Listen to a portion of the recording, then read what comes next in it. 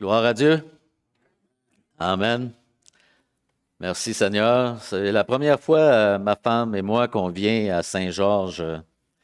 Et pour vrai, on a trouvé que c'était vraiment des petits chemins tout le long. On est arrivé par la 204. Puis j'ai pas vu de ville ou de village. Ben peut-être des villages, mais c'était vraiment la campagne. Gloire à Dieu. C'est vraiment une belle place. Vous avez une belle église. Vous avez eu, je trouvais que la louange avait beaucoup de liberté. C'est super. Je rends grâce à Dieu. C'est très important, toutes ces choses-là. Amen.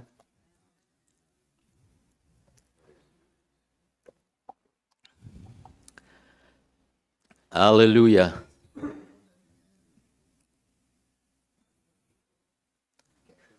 Comment ça marche? Ah, OK. Ah. Alléluia. Dernièrement, il n'y a pas longtemps, j'ai prêché sur l'action de grâce. J'ai vu qu'il y avait beaucoup d'actions de grâce ce matin.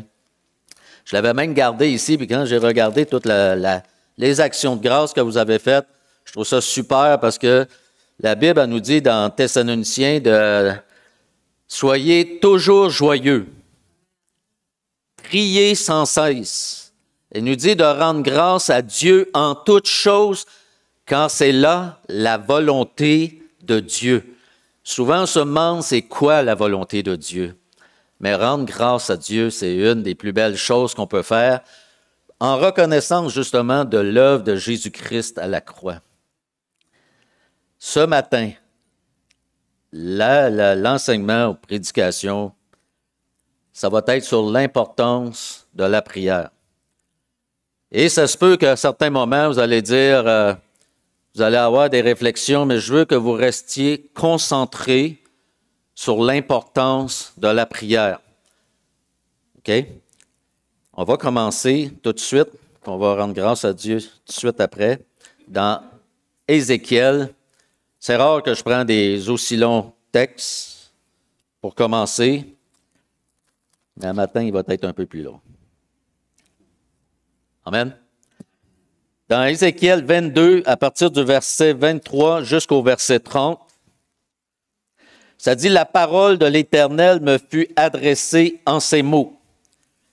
Il lui dit, « Fils de l'homme, dis à Jérusalem, tu es une terre qui n'est pas purifiée, qui n'est pas arrosée de pluie au jour de la colère. Aucune bénédiction de la grâce de Dieu sur Jérusalem. » Ces prophètes conspirent. D'autres traductions, ils disent les chefs. Mais en réalité, je crois que personnellement que c'est les chefs et les prophètes ensemble conspirent dans son sein comme des lions rugissants qui déchirent leur proie. Ils dévorent les âmes. Ils s'emparent des richesses et des choses précieuses. Ils multiplient les veuves au milieu d'elles. Les sacrificateurs violent ma loi et profanent mes sanctuaires. Ils ne distinguent pas de ce qui est saint et de ce qui est profane. Ils ne font pas connaître la différence entre ce qui est impur et ce qui est pur. Ils détournent les yeux de mes sabbats et je suis profané au milieu d'eux. Ces chefs sont comme dans son sein, on revient, comme des loups qui déchirent leur proie. Ils répandent le sang, perdent les âmes pour assouvir leur cupidité. Et ces prophètes ont pour eux des enduits de plâtre, viennent couvrir les fautes, les péchés et de vaines visions, des oracles menteurs. Ils disent, « Ainsi parle le Seigneur l'Éternel. » Et l'Éternel ne leur a point parlé. Le peuple du pays se livre à la violence, commet des rapines, opprime les malheureux et les indigents foulent les étrangers contre toute justice. Et le Seigneur dit, « Je cherche parmi eux un homme qui élève un mur, qui se tienne à la brèche, devant moi, en faveur du pays, afin que je ne le détruise pas. Et je n'en trouve point. Père, on veut te rendre grâce. On veut te remercier pour ta parole. Merci, Seigneur, pour l'onction. Merci pour la grâce de Dieu. Merci pour le Saint-Esprit. Merci, Seigneur, de ce que tu ouvres non seulement nos oreilles, mais nos cœurs à ta parole. Et fais de nous, Seigneur, des hommes, des femmes qui sont dans le service, Seigneur, qui aiment ton nom et qui s'attachent à toi, à cause de ton œuvre accomplie à la croix. Amen.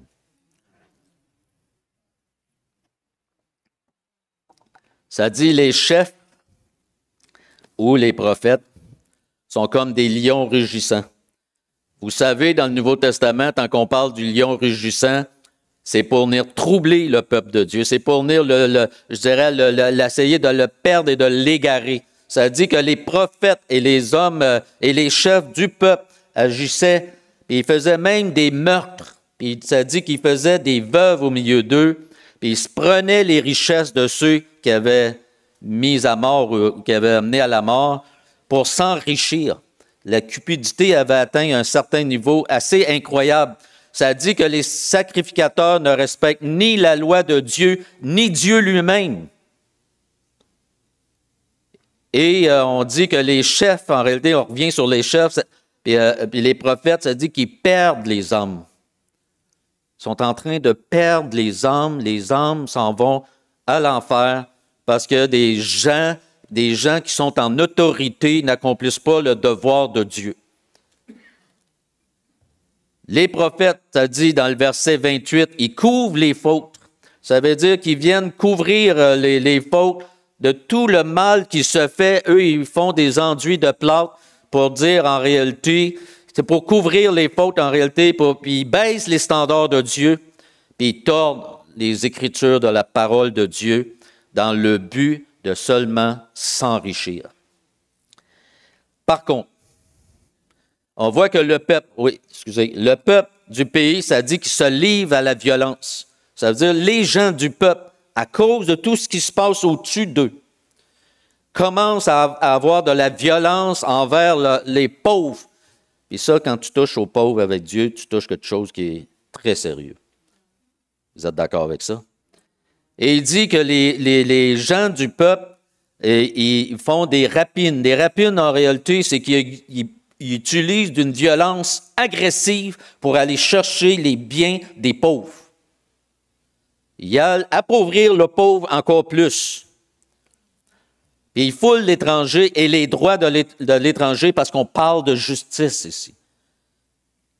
Par contre, Dieu dit, malgré tout ça, peut-il y avoir un homme qui va se lever, qui va reconnaître que ça n'a plus de sens, pour reprendre le territoire, pour reprendre la position du peuple de Dieu, pour ramener le peuple de Dieu dans une repentance? Est-ce que je vais trouver au milieu d'eux un homme? Ça dit que Dieu a cherché. Ça veut dire qu'il a été voir au niveau du peuple s'il pouvait trouver quelqu'un qui aurait assez de sensibilité pour dire, Seigneur, tomber à genoux, se repentir, venir puis se tenir à la brèche. Ça dit qu'il élève un mur, une brèche, qui cherche en réalité à élever un mur. On parle, quand je lisais ce texte, je pensais à Néhémie qui élevait les murs pour protéger la ville de Jérusalem. La ville de Jérusalem, ici dans Ézéchiel, est sur le bord de sa destruction. Dieu est aveugle de rentrer en jugement avec elle, mais il n'a pas trouvé un homme. Néhémie est un homme qui a pleuré devant Dieu, qui a crié devant Dieu, et Dieu l'a amené à rebâtir un mur afin de sauver le peuple de Dieu. Amen. Dieu appelle, Dieu a attendu, et ça nous dit qu'il n'a pas trouvé personne, il n'a pas trouvé aucune réponse à cela. En réalité, Dieu dit qu'il y a des brèches, les murs sont tombés. S'il peut y avoir quelqu'un dans la prière, on garde l'idée de l'importance de la prière, s'il peut y avoir quelqu'un qui va se lever dans la prière, je vais sauver le pays. Je vais renverser toute cette folie-là, puis je vais manifester une grâce particulière. Ça ne veut pas dire que Dieu dit dans ce cas-là, c'était comme ça. Mais je vais revenir un petit peu au niveau de l'Église, ça ne sera pas long. En réalité, au niveau des chefs, au niveau des sacrificateurs, des prophètes, au niveau du peuple, Et on était dans une apostasie complète et totale. On a rejeté Dieu, on accomplissait les mauvaises œuvres. Mais Dieu dit, je cherche parmi eux un homme, un. Voyez-vous l'importance de se tenir devant Dieu? Alléluia! Il dit, je cherche en réalité un Abraham, un Moïse, un Néhémie, un Daniel, un David. Quelqu'un qui va aller toucher le cœur de Dieu à travers sa vie de prière.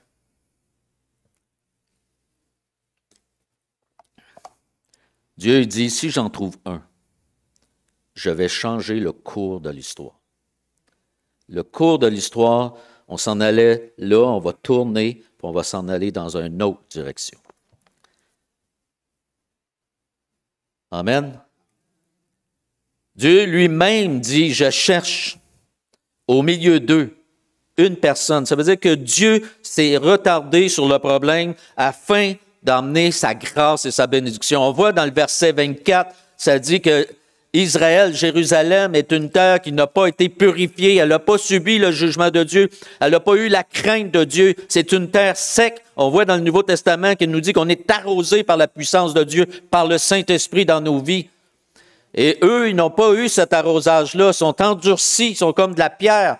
Et leur cœur est vraiment endurci. Dieu cherche aujourd'hui, dans un temps d'apostasie comme nous sommes aujourd'hui, des hommes, des femmes, pour se tenir à la brèche pour l'Église et le corps de Christ. Amen. Il dit dans Colossiens 4, versets 12 et 13, ça nous dit « Épapras, qui est des vôtres, vous salue, serviteur de Jésus-Christ. » C'est important. Pour se tenir à la brèche, pour le peuple de Dieu, il faut que tu sois une servante, un serviteur de Jésus-Christ. Amen. Il ne cesse de combattre pour vous dans ses prières. Il ne cesse de combattre pour vous dans ses prières, dans le but de voir l'œuvre de Dieu s'accomplir. Il est en train de prier pour l'Église de Colosse, afin que parfait et pleinement persuadé. C'est pas une prière religieuse, c'est pas une prière de pleurnichage, c'est une prière où que la foi en Dieu est mise et la vaillance de Dieu est mise en avant pour que Dieu puisse intervenir en faveur de l'Église de Colosse. Il dit persuadé. Il dit pleinement persuadé, vous persistiez dans une entière soumission à la volonté de Dieu. Et si vous lisez le Colosse, l'Église de Colosse, on voit qu'il y a des faux, il y en a qui emmènent le culte des anges, ils emmènent toutes sortes de choses qui est faux. Et Épapras, qui était probablement un des pasteurs à ce moment-là, a emmené sa prière devant Dieu pour représenter, être un représentant, un intercesseur devant Dieu, pour que Dieu puisse garder l'Église de Colosse. Et Dieu a gardé l'Église de Colosse. Amen. Alléluia. Bon, on commence à être réchauffé, là. Dans 1 Samuel 12, verset 23, ça nous dit, c'est Samuel, que le peuple d'Israël avait demandé d'avoir un roi qui règne sur eux comme les nations. Le problème, c'était pas qu'il y ait un roi qui règne sur eux, c'est qu'ils voulaient ressembler aux nations. Et Dieu veut pas qu'on ressemble aux nations, il veut qu'on soit à l'image de Christ. Amen. Et là, Samuel, il leur répond, parce qu'ils lui ont demandé, ils ont dit à Samuel, on a fait une erreur, on l'avoue, prie pour nous. Et Dieu vous dit aujourd'hui, priez pour votre pasteur, priez pour votre Église, priez pour les hommes de Dieu, priez pour tous ceux qui sont dans le ministère. C'est la chose la plus difficile à faire, c'est ça. C'est la plus belle, mais c'est la plus difficile. Amen. Il leur dit, loin de moi aussi de pécher contre l'Éternel, de cesser de prier pour vous.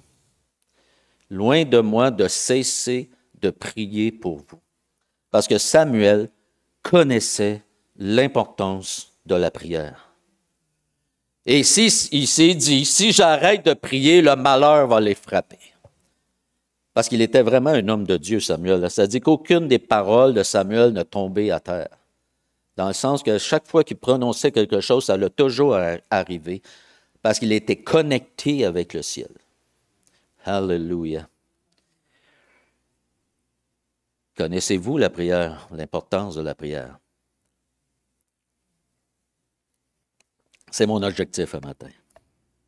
Et celle de Dieu, parce que pour vrai, quand le pasteur m'a appelé, c'est le message que Dieu m'a donné. Il n'avait pas encore accroché le téléphone, j'avais déjà 2 versets pour me partir, c'est les 2 que je viens de vous lire. Et je savais, j'ai voulu changer le message une couple de fois en m'en allant. Et le Seigneur, je me sentais coupable de m'en aller sur une autre voie. Je revenais toujours à ce que Dieu m'a mis sur mon cœur cette journée-là. Amen. C'est important de le savoir parce que l'important, c'est que l'Église sache que le Saint-Esprit gère son Église. Dieu est en contrôle. Samuel connaissait l'importance de la prière.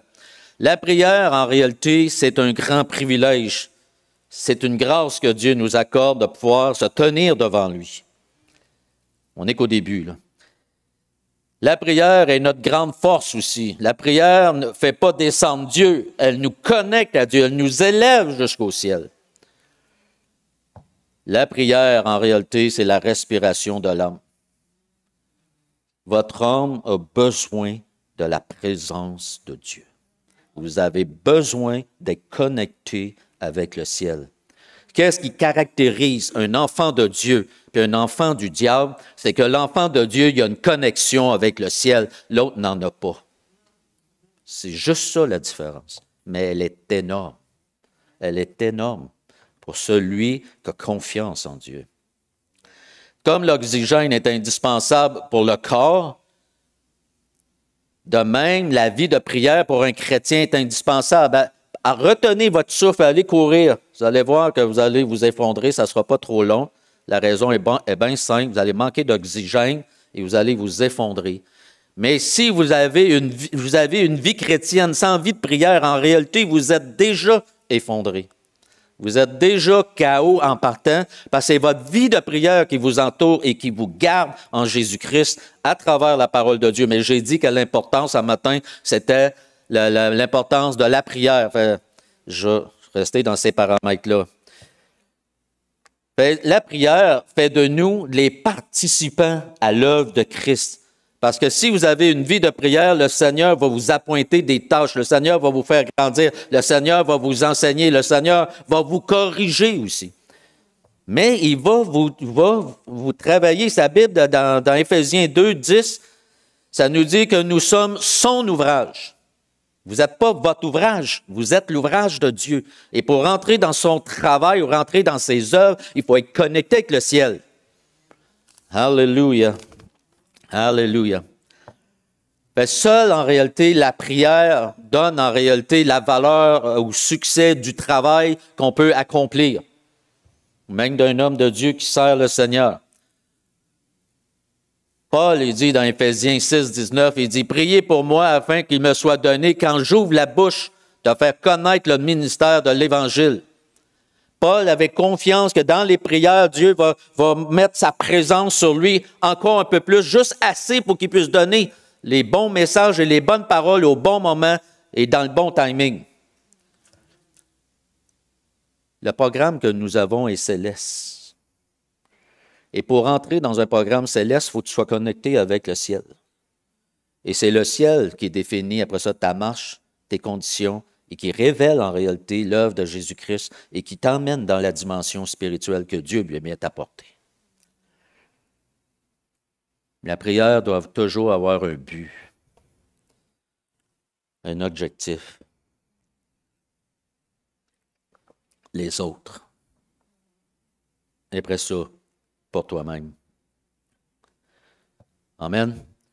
La prière, c'est pas juste, je dirais, un monologue.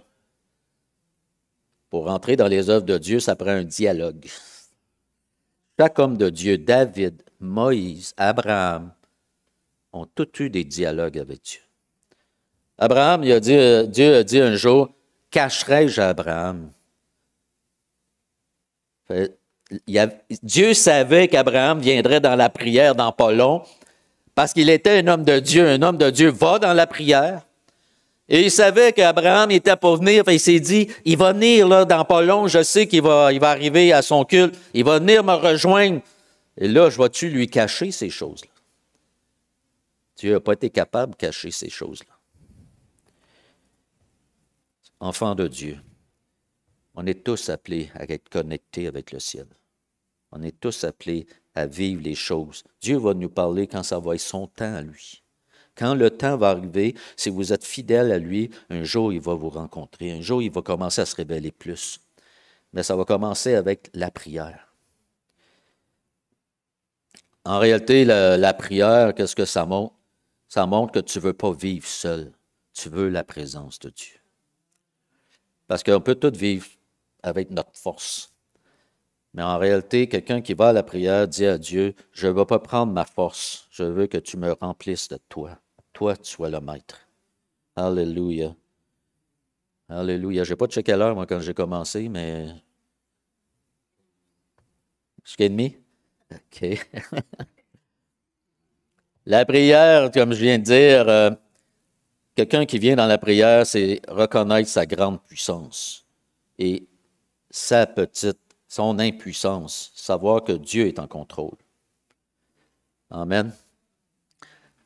Et dans Jean 15, ça nous dit, sans moi, vous ne pouvez rien faire. En réalité, Jésus, dans Jean 15, est en train de parler sur la prière.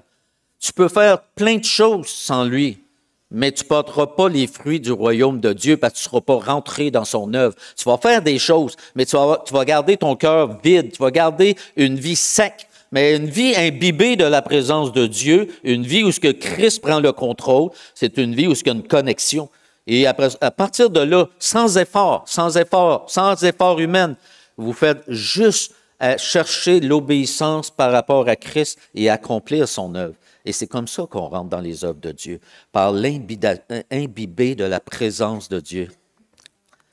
Si j'avais écrit un commentaire, là, il n'y a pas de passion, il n'y aura pas de mission. Si vous voulez rentrer dans la mission de Dieu, ça prend la passion de la prière. Amen. Chaque miracle dans l'Écriture a toujours commencé par la prière. Chaque miracle. Moïse, qui a intervenu souvent pour le peuple, David, on regarde Abraham, peu importe. Mais on voit dans les Actes des Apôtres, Acte 12, ça dit que Pierre a été mis en prison, Jean venait d'être décapité. Ça dit que l'Église ne cessait de prier. Mais comme par hasard, la grâce de Dieu a ouvert les portes, a réveillé Pierre, parce que Pierre dormait comme un bébé, juste pour montrer le repos de Christ. Quand tu es dans le repos, tu sais que tu vas te faire couper la tête le lendemain, mais tu dors et même tu ronfles. Pourquoi? Parce que la grâce de Dieu t'accompagne. Tant d'enfants de Dieu aujourd'hui sont stressés, mais n'ont pas la présence de Dieu. C'est la présence de Dieu qui vous garde. Et Dieu veut s'imbiber en vous. Paul et Barnabas, dans le chapitre qui suit, chapitre 13, ça nous dit, le Saint-Esprit a dit, mettez-moi à part Barnabas et Paul, Saul. La raison est bien simple, c'est que le Saint-Esprit est en contrôle. Le Saint-Esprit gérait son Église. Pourquoi? À cause de la présence de Dieu, à cause du Saint-Esprit qui a pris le contrôle. Alléluia. Dans Acte 16, ça nous dit que Paul et Silas en prison. Il faut le faire. Il venait de se faire brasser un peu, quand même, pas pire. Et ça dit qu'ils chantaient les louanges à Dieu, puis ils priaient à haute voix. Tu peux pas, si tu n'as pas la paix du Seigneur sur ta vie, tu ne peux pas faire ce qu'il faisait. Chaque enfant de Dieu peut accomplir ce que je viens de dire aujourd'hui. S'il est rempli du Saint-Esprit, s'il est imbibé de la présence de Dieu, Dieu, dans sa puissance, va enlever les craintes et les peurs, va enlever l'anxiété, l'angoisse. Il est le médecin des médecins, ça vous l'avez dit à matin dans des actions de grâce. Alléluia. La prière, en réalité, et la foi, vient à bout de tout. Et en plus, la prière et la foi mis ensemble n'échouent jamais. Jamais ça va échouer parce que Dieu, c'est lui qui a porté le message. C'est lui qui est en contrôle. Et si Dieu est avec vous, dans sa présence, comme Paul, Silas, Barnabas, peu importe, et puis Dieu a sorti, je dirais, Daniel de la fosse aux lions parce qu'il y avait une présence. Les lions, ils avaient plus faim devant Daniel, mais il y avait encore faim quand les autres sont arrivés. Mais vous voyez, mais juste la présence de Dieu, ça crée comme un rayonnement de la grâce de Dieu sur vos vies, ça vous garde. Vous êtes gardés. Si vous êtes ici un matin, c'est parce que Dieu vous a gardé. Même si vous avez peut-être une vie de prière qui est médiocre, le Seigneur, il met des serviteurs pour que vous restaurez votre vie de prière. Un jour peut changer une chose. Aujourd'hui, si vous entendez sa voix, vous n'endurcissez pas vos cœurs, puis vous êtes soumis à la parole de Dieu et vous connectez avec le ciel. Amen. Il n'y a rien de plus puissant que la prière, il n'y a rien de plus fort que la foi, il n'y a rien de plus grand que notre Dieu. Amen. Et je commence. C'est mon premier point pour vrai. Alléluia. Dans Luc 18. Mais ça va quand même aller bien, vous allez voir. Dans Luc 18. Amen.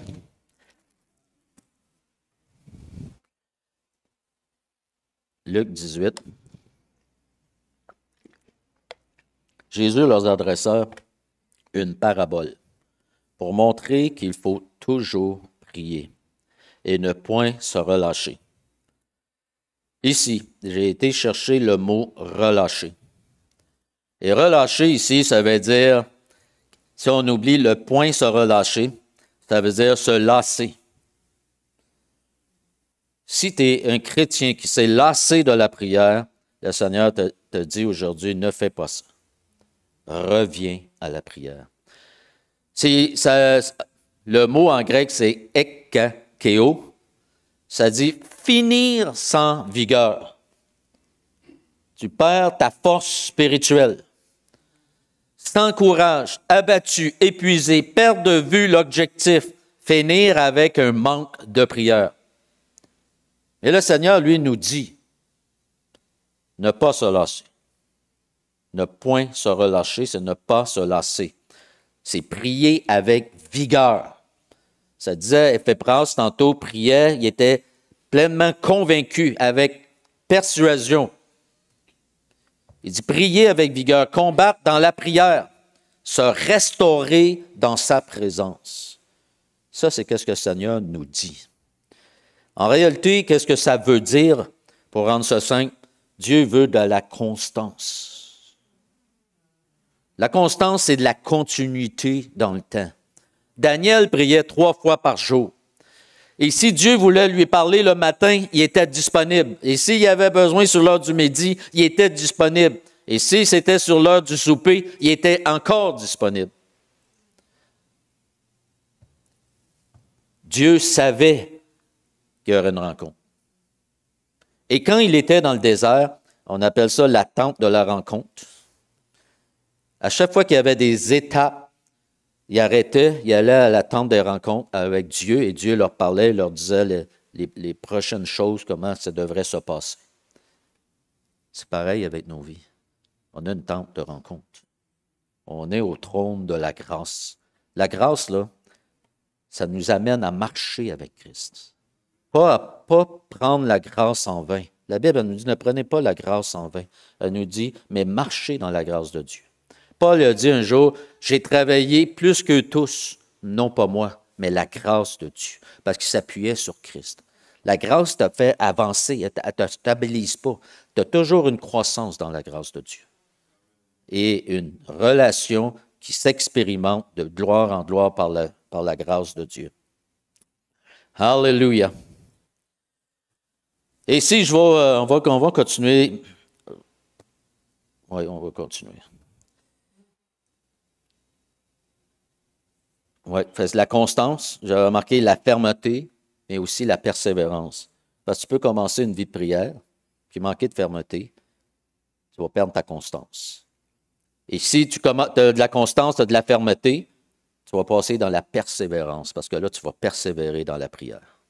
Tu vas atteindre d'autres niveaux où ce que le Seigneur va faire une continuité. En réalité, ces trois piliers-là que je viens de vous dire, ça définit en réalité une détermination spirituelle de chaque... Ça devrait déterminer une détermination spirituelle de chaque croyant dans la prière.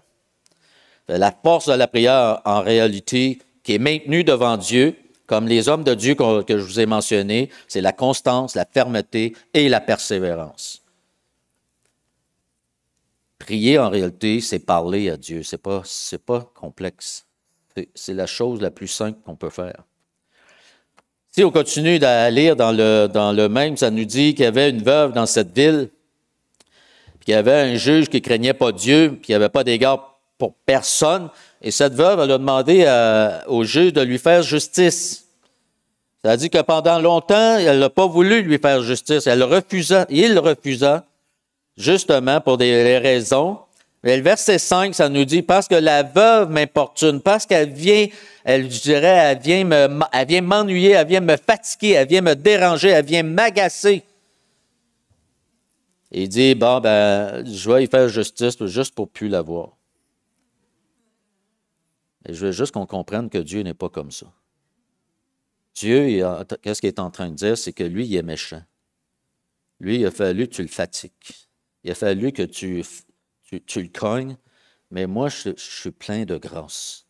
Et quand tu vas me demander justice sur quelque chose, et ici, quand on regarde le texte, ça a à faire avec l'enlèvement de l'Église. Ça a à faire avec le retour de Christ. Et si on regarde plus, il dit, et le Seigneur ajouta, attendez ce que le juge inique. Et Dieu, fera-t-il pas justice à ses élus? Et ici, en réalité, qu'est-ce qu'il est en train de nous dire? C'est qu'avant son retour, je vais finir le verset et je vais partir après. Excusez. Parce que là, ça vire. Là. Il crie à jour, nuit et jour, jour et nuit, et tardera-t-il à leur égard?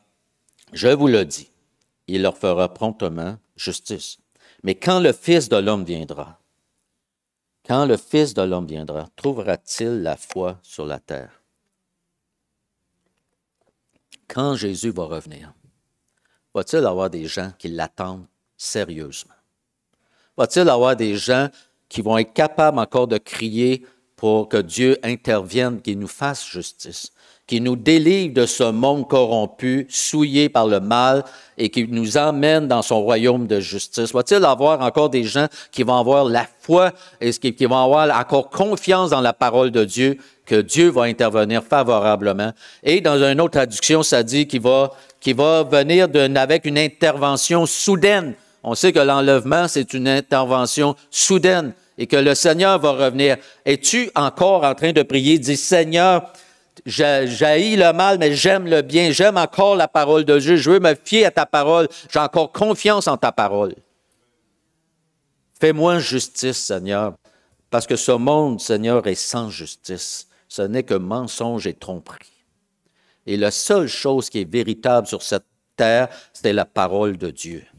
Et si vous avez encore, en réalité, quand il dit qu'il a perdu la foi, quand tu perds ta foi, c'est parce que tu as perdu ta vie de prière. Parce que la vie de prière te communique la pensée et l'onction de Dieu pour pouvoir fonctionner. Fait, si tu as perdu ta foi, si tu es en train de dérailler, c'est parce que tu as perdu ta communion avec Dieu. C'est juste ça. C'est gros, hein? C'est ça qu'il faut rétablir en ce jour même. Amen. Vais-je trouver des hommes, des femmes qui vont se tenir devant le trône de la grâce pour implorer le secours de Dieu? Amen. Alléluia. Ça, c'était la prière reliée à la foi. Il y a un commentaire biblique qui disait que le mal va être tellement atteint, va être tellement présent qu'un grand nombre de chrétiens vont s'éloigner de la vraie foi, juste avant le retour de Christ. Et ça, il ne faut pas que ça arrive à personne. Amen. Deuxième point, on va aller dans Luc 21, 36, c'est de veiller et prier. Veiller et prier. 36. Qui nous dit, veillez donc et priez en tout temps, afin que vous ayez la force d'échapper à toutes ces choses qui arriveront et de paraître debout devant le Fils de l'homme. Ici, qu'est-ce que j'ai fait ressortir, c'est veiller, prier en tout temps, afin. Il y a un objectif dans la prière, puis d'être sur nos gardes. C'est d'avoir la force d'échapper. Ça veut dire que si tu n'as pas une connexion avec le ciel, si la présence de Dieu ne vient pas jamais sur ta vie, tu ne vas pas traverser ce qui s'en vient. Il faut en être conscient. Je ne sais pas ce que le Seigneur va permettre avant son retour. Mais on sait qu'il va y avoir de la corruption, ça va essouiller. Peut-être qu'il n'y aura pas tant d'épreuves, mais le péché va être tellement abondant autour que la tendance charnelle humaine va prendre le dessus si la vie de prière ne t'imbibe pas. C'est aussi simple que ça. Afin que vous ayez. En réalité, veiller, ça veut dire se garder nos yeux spirituels ouverts. Si tu as les yeux spirituels ouverts, ça veut dire que tu es en connaissance de la parole de Dieu et tu comprends les Écritures. Et si tu dis que prier, en réalité, c'est d'être en contact avec Dieu. Fait que si tu es en contact avec Dieu et la parole de Dieu, en réalité, Dieu te dit, si tu es connecté, tu vas avoir la force. Fais ça et tu vas avoir la force. Ça veut dire que si tu fais ça en dehors de ce que je viens de dire, ça se peut qu'il te manque de la force. Puis ça, il faut que tout le monde ait la force. Parce que la prière est notre grande force. La prière, en réalité, reste un combat avec la foi. Vous voyez, dans Matthieu 26, 41, ça nous dit « Veillez et priez afin que vous ne tombiez pas en tentation ». Ça veut dire que Pierre, tant qu'il est tombé, il avait manqué un petit peu. Mais tu sais, Jésus nous dit, la chair est faible, mais l'esprit est bien disposé. Fait l'indisposition vient toujours d'une vie charnelle. Et la disposition de cœur vient toujours d'une obéissance à Dieu par le Saint-Esprit. Amen. Ça veut dire que quand ça ne vous tente pas de prier, quand vous n'avez vraiment pas le goût de prier, j'avais pris une petite note ici de Paul Washer qui disait « La chair déteste la prière et la lecture de la Bible. » La chair n'aime pas ça. Ben, il dit c'est une raison, la raison que nous devons nous appliquer à aller dans la prière et dans la parole de Dieu. Mais si vous écoutez la chair, vous n'irez pas. Mais si vous faites mourir les actions du corps, la puissance de la chair qui ne veut pas y aller, alors vous allez être capable de renverser, la pression qu'il a avec la chair. Vous voyez, Jésus a dit à Pierre, « Satan vous a réclamé. » Mais il dit à Pierre personnellement, « J'ai prié pour toi, Pierre. J'ai prié pour toi afin que ta foi ne défaille pas. » Puis je vais laisser le reste du texte. Et on voit que Pierre, la réunion de prière, il faisait dodo. Il n'a pas combattu sa chair. Et Jésus est venu et a dit, « Pourquoi dormez-vous? » Je vais revenir là-dessus tantôt. Il dit, « Levez-vous et priez afin que vous ne tombiez pas en tentation. » La chair, ça l'as-tu déjà fait? Tu arrives, commences à prier, puis tu tombes bien fatigué. Bien, tu ouvres la télévision, tu n'es plus fatigué. Il y a un combat. Il y a un combat. Alléluia. Je me rappelle un jour, j'étais malade, j'avais une grippe, je me sentais vraiment amorti, très amorti. Et j'étais allé en prière. J'ai prié pendant 20 minutes. Et je priais en langue. Puis après 20 minutes, j'ai dit au Seigneur, tu vois comment je me sens? Ben, je vais juste me retirer, puis je vais aller me reposer. Et dans l'esprit, le Saint-Esprit, j'ai entendu dire « Reste ». Et la chair ne voulait pas. La chair ne voulait pas, là. J'ai dit, sur ta parole, je vais rester. Et j'ai commencé à prier en langue. Si on peut parler en langue. Hein? Et j'ai prié en langue, mais une langue que j'ai eue cette fois-là, une seule fois dans ma vie. C'était une nouvelle langue. Elle était très spéciale. Et j'ai prié une autre 20 minutes avec une intensité et une présence assez incroyable. Après 20 minutes, ça a comme si la lumière s'est éteinte. Puis j'étais guéri. Je me sentais en pleine forme. Comme si j'étais pas dans la même condition que quand je ressortis de mon temps de prière. Dieu avait restauré mon corps, mais j'avais été dans l'obéissance. Amen. Dieu aime l'obéissance. Hein? Fait Pierre, il a manqué à la prière. Il a manqué. Et le Seigneur, il a dit, tu n'as pas pu prier 1 heure. Et on sait que Pierre l'a renié. Mais c'était dans le plan de Dieu, parce que Jésus avait prié pour pas qu'il perde sa foi. Et il fait la même chose avec nous. Il prie pour nous, parce qu'il sait qu'on va, des fois, on a cédé à la vie charnelle plutôt qu'à aller chercher, désirer sa présence. C'est vraiment merveilleux, c'est très important. Alléluia. Là, on a parlé de veiller et prier. On a parlé de la prière et de la foi. Là, je vais parler de la froideur spirituelle. La froideur spirituelle est un très grand obstacle. On va aller dans Matthieu 24.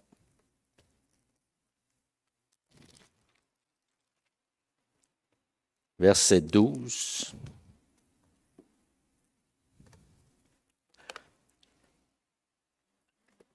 Quand j'ai commencé à écrire ce prêche-là, je n'étais plus capable d'arrêter. Fait, à un moment donné, j'ai dit, il va falloir que je vais avoir un début puis une fin, un chèque-là. J'ai travaillé là-dessus, par la grâce de Dieu, bien entendu. Et parce que l'iniquité se sera accrue, la charité du plus grand nombre se refroidira. Là, je veux juste faire une parenthèse. 4 fois dans la parole de Dieu, Dieu nous parle qu'avant son retour, il va arriver des phénomènes où ce que les chrétiens vont délaisser la prière. Et là, je vous ai parlé de Luc, juste avant l'enlèvement, qui vont commencer à baisser leur vie de prière, puis le Seigneur va jusqu'à dire, « Vais-je trouver la foi? » Et là, dans ce contexte-là, ici, refroidir, en réalité, c'est des gens, tu sais, en réalité, pour vrai, là, en quoi ça nous concerne qu'un chrétien refroidisse? Un chrétien devrait-tu refroidir? Non. Mais pourquoi on est averti qu'à la fin des temps, avant le retour de Jésus, il va y avoir un refroidissement? On parle ici d'une baisse de vie spirituelle. On parle ici d'une communion avec le monde en même temps qu'une marche avec Dieu. On parle que tu aimes moins tes frères, tes sœurs qui sont en Jésus. La raison est bien simple, tu n'es pas connecté. Fait que tu perds en réalité la relation que tu devrais avoir avec tes frères et tes sœurs, puis que tu prends les choses par la force du bras, par la force de l'homme. Tu commences à vouloir essayer de t'en sortir. Tu regardes la politique, tu regardes ci, tu regardes ça. En réalité, tu es en train de te perdre parce que ta vraie source, c'est Jésus-Christ, le Seigneur et Sauveur. Il est ta source. Et là, tu refroidis parce que tu as baissé ta communion avec lui, puis tu as commencé à forniquer avec le monde en pensant que ta vie était correcte, puis tu te trouves intelligent là-dedans, mais en réalité, tu as baissé avec la source de vie. Et c'est la source qui doit être rétablie. Le reste, là, c'est tout superficiel. Ce monde-là est superficiel. La réalité, la Bible elle nous dit, c'est Christ. Christ crucifié. Et si Christ crucifié est dans ta vie, la source de vie va te donner toute la force et la détermination, le courage. Il n'y a rien qui va refroidir dans ta vie, je te le dis, il n'y a rien qui va refroidir. Au contraire, tu vas avoir des épreuves, tu vas avoir des tempêtes, mais tu vas toujours les traverser parce que celui qui est la source, il veut te transformer, il veut te gérer, il veut t'emmener dans une dimension où ce que lui va avoir le contrôle de ta vie. C'est tout ce qu'il veut, une relation avec son enfant. Amen. Ton niveau de consécration va toujours dépendre de ta communion avec Dieu. Et si ta consécration a diminué, tu as diminué ta vie de prière avec Christ. Toujours. Et la parole de Dieu, je vous ai dit qu'on s'en tenait à la vie de prière. Quand ta vie de prière prend un recul, tu as une vision spirituelle qui va commencer à s'assombrir. Tu vas voir moins dans les choses. Puis qu'est-ce que la Bible nous dit? Qu'est-ce que j'ai dit tantôt? Veiller, avoir les yeux ouverts. Et là, tu commences à t'assombrir parce que tu fourniques avec le monde, tu regardes des choses que tu ne devrais pas regarder, tu penses à des affaires que ça ne fait pas de sens. Et là, le Seigneur dit, fais le ménage dans tout ça, mets ma parole, reviens à ma vie de prière, imbibe-toi de ma présence, puis je vais te restaurer. Fait, le premier amour, tant qu'on était dans notre premier amour avec Christ, on avait hâte d'aller dans la prière. On était enthousiaste. On savait que notre Dieu était tout-puissant. C'est ça qu'il ne faut pas perdre. C'est ça qui se perd facilement, juste par les attraits du monde, l'influence. Et Dieu dit, laisse-toi pas influencer. Dans Matthieu 7, vous en souvenez, ce qu'il dit, pas ceux qui disent Seigneur, Seigneur, mais ceux qui font la volonté de mon Père. Et la volonté du Père, juste pour rendre ça simple, c'est en réalité, il parle de ce que Dieu veut, c'est votre sanctification. Il veut que vous soyez à part. Il veut que vous soyez dans sa présence à lui. T'sais, si vous allez dans Corinthiens qui nous parle que de séparez-vous, dit le Seigneur, ne touchez pas ce qui est impur, et je vous accueillerai. En réalité, qu'est-ce qu'il est en train de dire à ceux qui disent Seigneur, Seigneur? Pourtant, ces gens-là ont regardé à ce qu'ils faisaient, mais pas à ce qu'il était. Vous me suivez?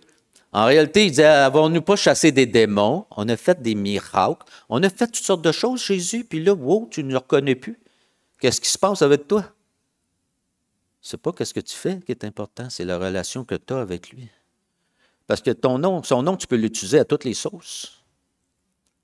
Mais lui, quand il est en toi, c'est lui qui te donne sa sagesse. C'est lui qui t'emmène, c'est lui qui va faire. Si il va y avoir un démon qui va être chassé de quelqu'un, c'est parce qu'il va être dans le timing de Dieu. Mais ce ne sera pas ton œuvre. Tu n'as pas d'œuvre à présenter devant Dieu. Tu as juste à être soumis. Dieu veut un abandon total, une soumission totale de notre être, de qu'est-ce qu'on est en tant que personne. Amen. Pas trop dur à date? Dans Matthieu 25, on voit qu'il y avait les vierges folles. Il y avait les sages, mais il y a aussi les folles. Et les sages étaient prudentes, la Bible dit. Tu as dit que les autres ne l'étaient pas. J'ai été voir le mot « endormir » dans le grec. Puis dans le mot « endormir » dans le grec, ça dit quelqu'un qui néglige son salut. Ou quelqu'un qui comment j'ai écrit ça ici, là, qui a cédé à la paresse. J'aimerais ça qu'on aille dans le Cantique des Cantiques, chapitre 5. Ce qui est un enfant de Dieu, un vrai enfant de Dieu. De toute façon, les autres qui ne sont pas vrais ne sont pas enfants de Dieu. Dans Cantique des Cantiques, ça nous dit « J'étais endormi, mais mon cœur veillait. J'étais endormi, mais mon cœur veillait. C'est la voix de mon bien-aimé qui frappe. » Voyez-vous, on peut être endormi. Pas spirituellement, mais on peut être endormi, mais éveillé en même temps. Parce que quand les vierges se sont endormies, c'était normal qu'ils dorment. Ils étaient dans un contexte où la chose retardait, mais leur cœur veillait. Tandis que celles qui étaient folles, leur cœur ne veillait pas pour les choses de Dieu. Amen. Alléluia. On a vu que la froideur, en réalité,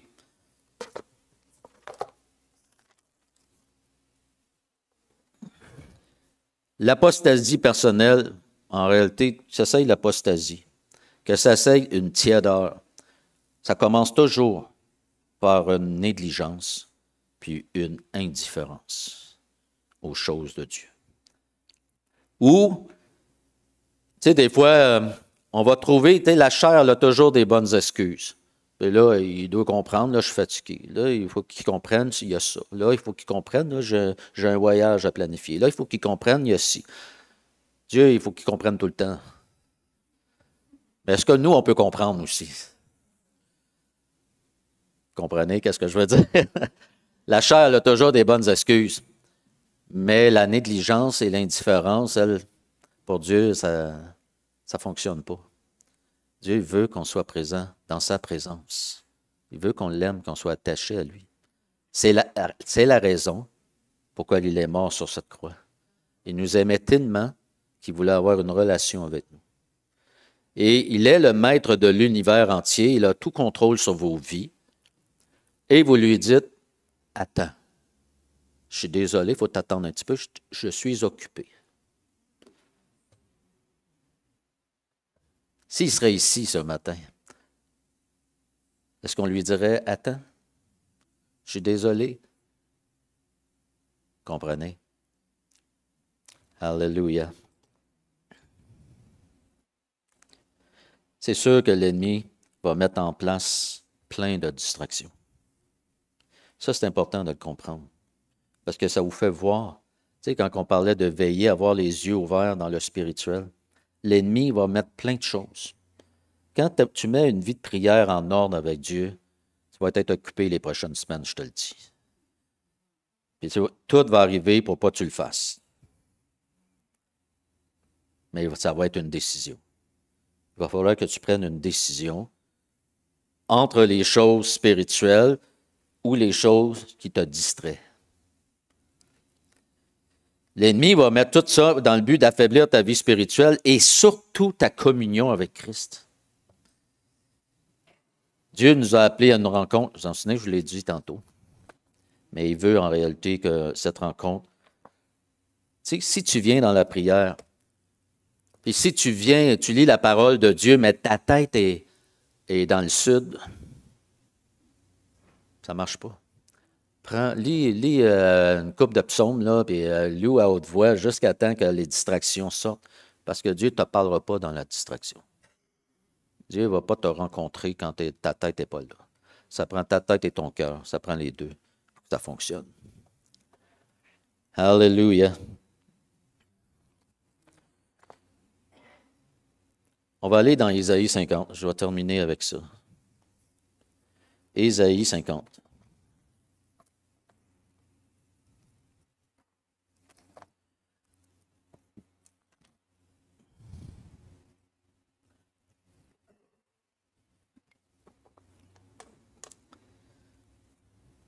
Alléluia. Verset 4. Ça dit, le Seigneur, l'Éternel, m'a donné une langue exercée pour que je sache soutenir par la parole, celui qui est abattu. Il éveille chaque matin, il éveille mon oreille pour que j'écoute comme écoute des disciples. En réalité, sa parole-là concernait Jésus. Mais à la fin, quand il dit « écoute comme des disciples », on est tous disciples de Jésus-Christ. Il dit, pour avoir une langue exercée, pour soutenir, je dirais, par la parole, celui qui est abattu, il faut que tu aies une oreille. Tu as trop de monde qui font des œuvres, ils font du ministère, mais comment tu peux faire toutes ces choses-là si ton oreille n'a pas entendu Dieu te parler? Jésus lui-même, il dit, ici, ça concerne Jésus, comme je vous ai dit, il dit, je éveille chaque matin mon oreille pour que j'écoute comme écoute des disciples. Jésus, il dit, le Père me parle, je parle. Le Père fait, je fais. Pensez que c'est différent pour vous? Ça ne l'est pas.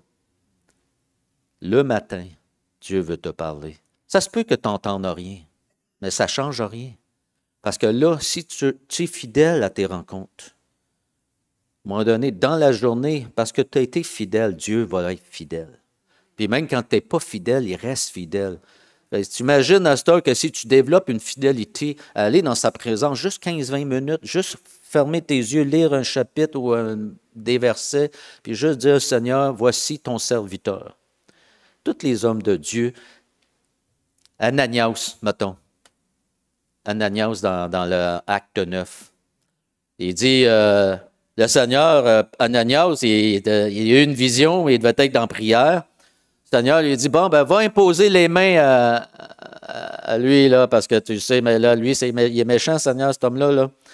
Tu sais, il y avait une discussion. Il y avait une discussion. Il a dit, OK, je vais obéir, je vais y aller. Mais c'est sûr qu'Ananias est en prière. Puis Dieu s'est dit qu'il a parlé d'une vision. Puis il y a eu une discussion. Puis après ça, il a rétabli les choses. Dans Matthieu 6, ça nous dit d'aller dans le lieu secret. Et notre Père, qui est dans le lieu secret, va te le rendre. Ça ne veut pas dire que tu vas avoir des émotions, parce que souvent, pentecôtiste, des fois, on associe présence de Dieu, émotion. Souvent, comme serviteur de Dieu, souvent, on n'a pas trop d'émotions. Au contraire, même, il est détruit. Pour être sûr qu'on ne marche pas par la chair. Mais on est brisé dans ces choses-là. Mais pourquoi? Parce que la grâce de Dieu ne veut pas passer à travers la force humaine, doit passer par l'œuvre du Saint-Esprit. Et ici, il nous dit qu'il a une écoute, comme des disciples. Le serviteur de Dieu, la servante de Dieu, ceux qui sont attachés au Seigneur, doivent développer cette situation, cette écoute avec Dieu. Et même si, comme je viens de vous le dire, moi, il m'a donné 2 versets pour vous prêcher ça ce matin. Puis j'ai essayé de m'en défaire, puis ça n'a pas fonctionné. Je veux juste, pour finir, on a toutes 24 heures d'une journée. Si vous n'avez pas le temps de prier, puis l'autre a le temps de faire 2 heures, c'est un ordre de priorité. Puis même si vous êtes bien occupé, vous arrangez votre agenda pour avoir une rencontre avec Dieu. Parce que vous l'avez vu, là, je vous l'ai montré bibliquement, qu'à la fin des temps, il va y avoir un refroidissement, il va y avoir un manque de foi, il va y avoir une forme d'incrédulité en pensant que les œuvres qui sont faites en Dieu, mais sans sa présence. Et c'est une confusion sur la vie des gens. Pour briser ce genre de confusion sur nos vies, ça prend une relation avec Dieu. Peu importe ce que vous ressentez, peu importe comment vous le vivez, on s'en remet à la personne de Christ. Père, je veux te remercier pour ce temps. Je veux te remercier pour ta parole. Je veux te remercier pour chaque personne ici ce matin, Seigneur, afin que tu puisses, par le Saint-Esprit, rétablir, Seigneur, ces vies de prière, ces communions, ces grâces, Seigneur, que tu nous accordes par ton Fils Jésus, et que chaque personne ce matin soit bénie, rencontrée, fortifiée, et que ta grâce, Seigneur, cette vraie grâce, celle qui veut nous emmener dans ta présence, Seigneur, puisse être sur chacun de nous, au nom de Jésus. Amen. Amen. Pasteur.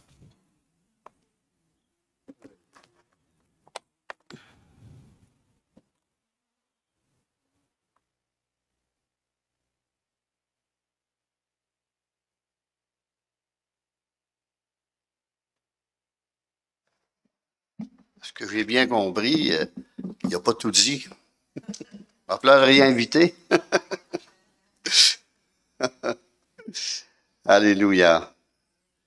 Une fois, on était d'une semaine de jeûne et de prière, puis j'étais dans l'église, j'allais prier à l'église, pas celle-ci, mais un autre. À tous les jours, j'allais, pour ne pas être dérangé, puis ma montre, je n'emmenais pas. Le Seigneur me parle.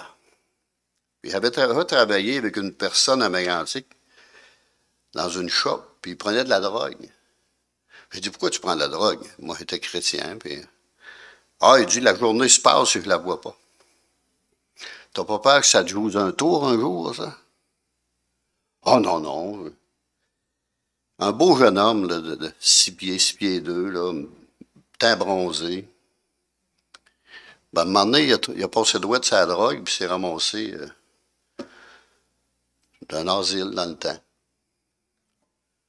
Plus capable de gérer ses affaires. Son père avait beaucoup d'argent, puis il n'avait laissé beaucoup, mais plus capable de gérer rien.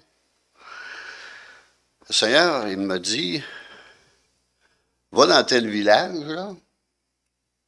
Il est là. Le Seigneur, il n'a pas d'adresse, il n'a pas de numéro de téléphone. Il dit, je prends tout savoir me souvenir de son nom. J'obéis, j'ai embarqué dans l'auto, j'ai parti dans l'autre village. Il était dehors en train de pelleter de la neige. la rue principale quand j'ai passé. Dieu m'a conduit direct à la porte. Il m'a reconnu, j'ai rentré, et j'ai reparlé de Dieu. Puis j'ai dit, le jour que tu viendras à l'église, Dieu va te délivrer, il va te libérer, il va te sauver. Puis je priais souvent pour lui. Mais je me souviens, il était au 2e étage de l'église. Puis je l'ai vu venir dans la cour, virer. Mais il n'a pas arrêté. Je ne l'ai jamais revu. Je ne sais pas ce qu'il est devenu. Mais il n'a pas arrêté. Il aurait dû arrêter. Il aurait dû arrêter. Mais je prie encore pour lui. Tant qu'il y a vie, il y a espoir.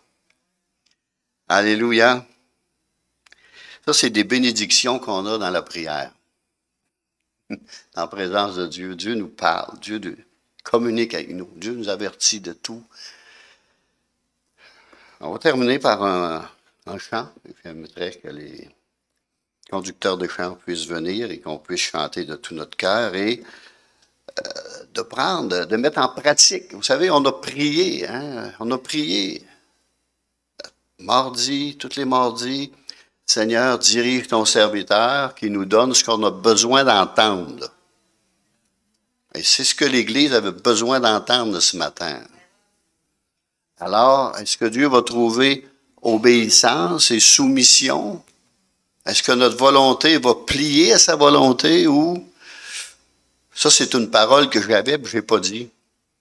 Seigneur, que notre volonté se soumette à ta volonté. J'avais ça pendant les louanges. Puis je ne l'ai pas dit, mais je l'ai dit en dedans de moi, je la priais. Mais ça a été ça le sujet pas mal, hein? De brisement.